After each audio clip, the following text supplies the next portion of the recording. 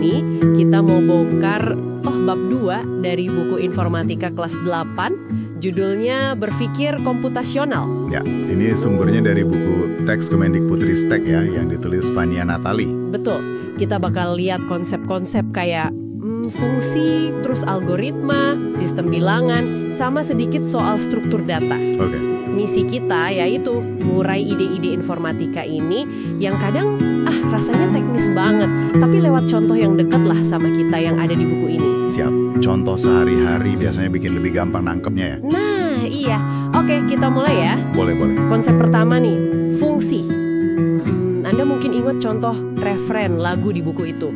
Atau pas Bunda minta tolong, "Nak, beliin gula dong di warung." Iya, ingat saya contoh itu. Nah itu kan, kayak dijelasin di buku ya semacam shortcut gitulah. Satu perintah singkat, tapi sebenarnya isinya tuh serangkaian langkah atau tugas. Benar. Dan ini penting banget loh. Di dunia komputasi, fungsi itu kayak fondasi buat bikin kode jadi rapi, bisa dipakai ulang.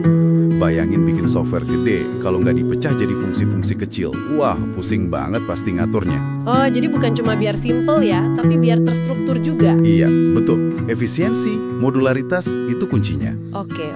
Nah, dari fungsi, ini nyambung nih ke algoritma. Beli gula tadi itu kan bukan cuma fungsi, tapi ada langkah-langkahnya. Persis, itu algoritma namanya. Urutan langkah yang jelas buat nyelesain sesuatu. Kayak contoh nyulam Ciko di buku itu kan, ada instruksi masuk jarum di mana, keluar di mana. Harus urut dan pas. Betul. Yang menarik di sini, sebenarnya kita tuh tiap hari pakai algoritma loh. Mungkin tanpa sadar aja. Oh iya, contohnya? Ya, masak pakai resep itu algoritma. Ngerakit lemari IKEA algoritma.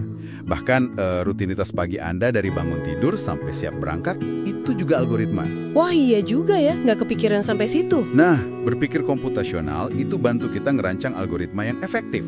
Nggak cuma buat komputer, tapi buat mecahin masalah sehari-hari juga. Oke, jadi kita punya cara ngasih perintah ringkas, fungsi, terus langkah-langkah jelasnya algoritma. Tapi gimana komputer ngerti atau nyimpen datanya? Angka misalnya, ini masuk ke sistem bilangan ya? Tepat sekali. Kita kan biasanya pakai desimal ya, basis 10. Nah, buku ini ngenalin juga oktal, basis 8, sama yang paling penting nih, biner, basis 2. Yang analogitas 2707 gram sama batang logam itu ya? Itu bagus tuh. Iya, itu ngebantu banget buat visualisasi. Jadi, kalau pakai batang desimal, 1000 gram, 100 gram, 10 gram, 1 gram, ya kita butuh kombinasi tertentu, biar pas 2707. Betul. Terus kalau pakai oktal, batangnya kan kelipakon 8 ya, 512, 64, 8, 1. Kombinasinya beda lagi, tapi beratnya sama.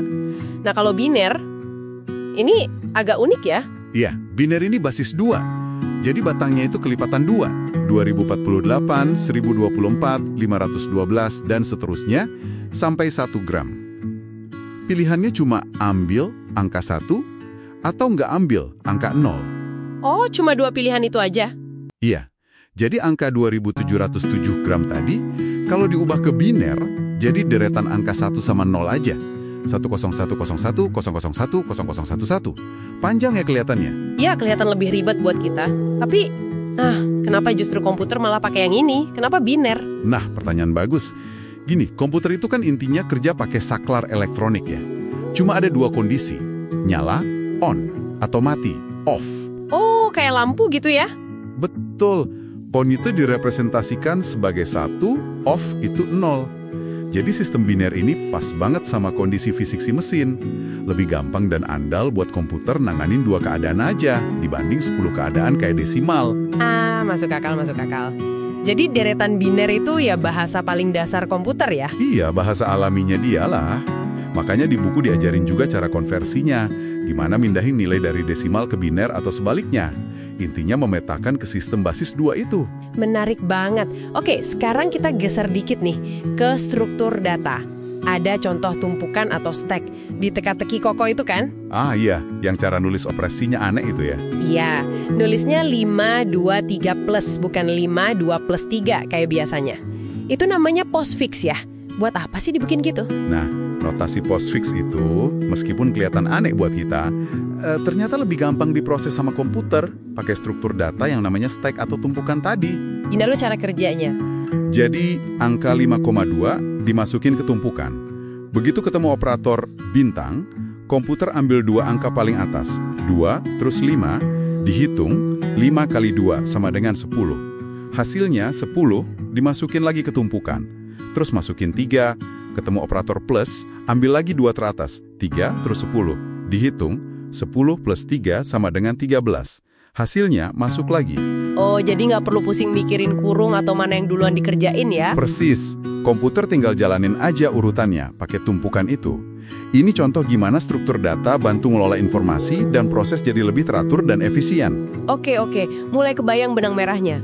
Jadi, berpikir komputasional ini kayak di peta konsep buku itu, intinya bukan cuma soal coding aja ya? Bukan cuma itu.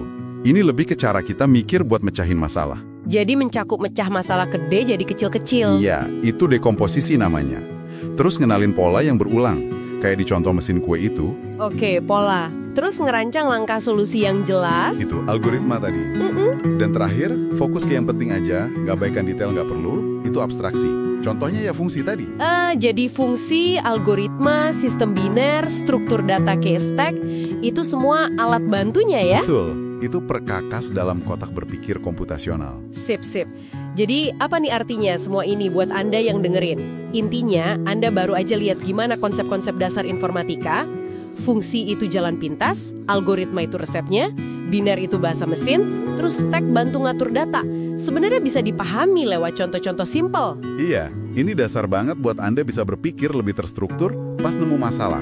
Mau pakai komputer atau enggak nantinya. Nah, sebagai penutup nih, ada satu hal buat Anda pikirin. Apa tuh? Buku ini kan nyinggung dikit soal heksadesimal, basis 16 yang pakai angka 0 sampai 9 sama huruf A sampai F. Katanya sering dipakai di komputer, tapi pembahasannya ditunda.